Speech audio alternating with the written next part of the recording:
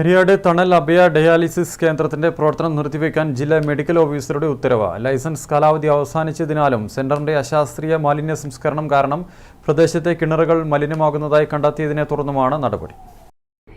ഏറെ നാളത്തെ പ്രതിഷേധങ്ങൾക്കൊടുവിൽ പാനൂരിനടുത്ത് കരിയാട് പ്രവർത്തിക്കുന്ന തണൽ അഭയ ഡയാലിസിസ് കേന്ദ്രത്തിന്റെ പ്രവർത്തനം നിർത്തിവെക്കാൻ ജില്ലാ മെഡിക്കൽ ഓഫീസറുടെ നിർദ്ദേശം. ലൈസൻസ് കാലാവധി അവസാനിച്ചു എന്ന കാരണത്താലാണ് പാനൂർ നഗരസഭയോട് ഡയാലിസിസ് കേന്ദ്രത്തിന്റെ പ്രവർത്തനം നിർത്തിവെക്കാൻ ജില്ലാ മെഡിക്കൽ ഓഫീസർ ഉത്തരവിട്ടത്. ഡയാലിസിസ് സെന്ററിൽ നിന്ന് മലിനജലം പുറത്തേക്കൊഴുക്കി വിടുകയും സമീപത്തെ കിണറുകൾ ഉൾപ്പെടെ മലിനമാവുകയും ചെയ്തത് ഏറെ ജനകീയ പ്രതിഷേധങ്ങൾക്ക് ഇടയാക്കിയിരുന്നു. തുടർന്ന് ജനകീയ സമരസമിതി രൂപീകരിച്ച് പ്രതിഷേധ പരിപാടികൾ ഉൾപ്പെടെ സംഘടിപ്പിക്കുകയും ചെയ്തു. കൃത്യമായ മാലിന്യ സംസ്കരണ സംവിധാനങ്ങൾ സ്ഥാപിച്ച് ലൈസൻസ് പുതുക്കി നേടാനുള്ള സാവകാശം നൽകിയിട്ടും യാതൊരുവിധ പ്രവർത്തനവും സ്ഥാപനത്തിന്റെ ഭാഗത്തുനിന്ന് നടത്താത്തതിനാൽ കൂടിയാണ് കേന്ദ്രം പൂട്ടാനുള്ള നടപടികളിലേക്ക് കടന്നത്. News bureau, Thalassery.